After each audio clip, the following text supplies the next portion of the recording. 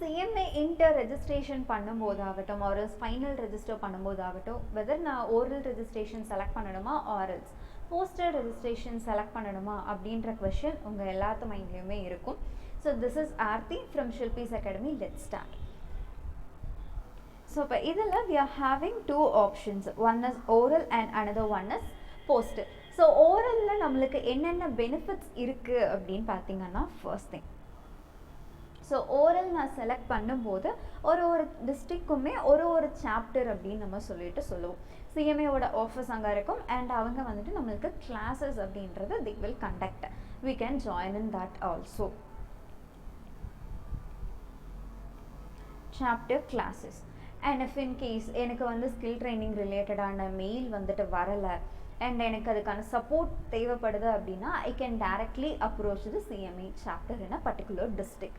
So அவங்கக்கிட்ட நம்ம போயிட்டு நம்ம queries கேட்டோம் அப்படின்னா they will help to sort out that issue. So if in case any issues are arising, we can get a help also. Okay. And if in case இதில் இன்னொரு thing என்ன அப்படின்னா எனக்கு வந்து புக்கு வந்து என் வீட்டுக்கு வராது. I have to get it from the particular chapter. சரிங்களா? அண்ட் ஒரு சில சாப்டர்ஸில் நமக்கு என்ன பண்ணுவாங்க அப்படின்னா டெஸ்ட் அப்படின்றது கண்டக்ட் பண்ணுவாங்க. இதெல்லாம் எப்போ நான் வந்துட்டு தனியாக ப்ரைவேட்டாக நான் எந்த இன்ஸ்டியூட்டுக்கும் நான் போகலை அப்படிங்கும்போது we can go for the chapters also. Okay.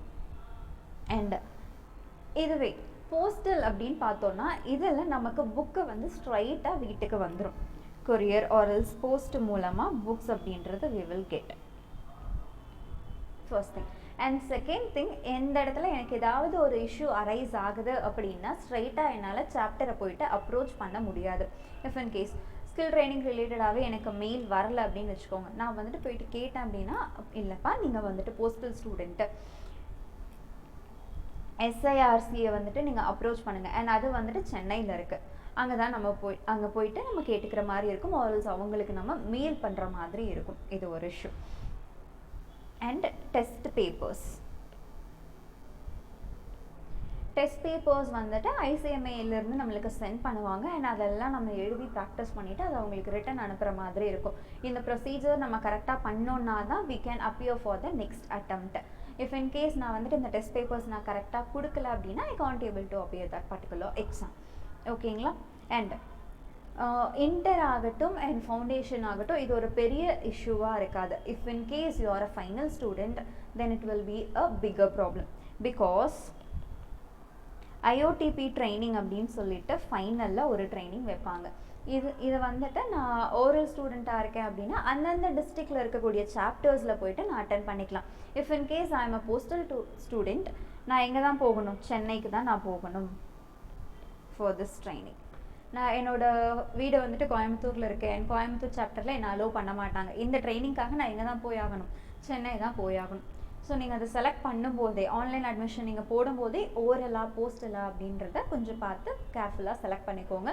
And இப்போ நான் சொன்னதில் உங்களுக்கு எது வேணும் அப்படின்னு சொல்லிட்டு நீங்கள் நினைக்கிறீங்க and if in case final அப்படிங்கும்போது மோஸ்ட்லி ஓரல் செலக்ட் பண்ண ட்ரை பண்ணுங்கள். சென்னையாக இருந்துச்சு அப்படின்னா there is no issue. அண்ட் இது மாதிரி இன்னும் நிறைய வீடியோஸ் தெரிஞ்சுக்கணும் அப்படின்னா ஷில்பிஸ் அகாடமி சேனலை சப்ஸ்கிரைப் பண்ணி வச்சுக்கோங்க. தேங்க்யூ.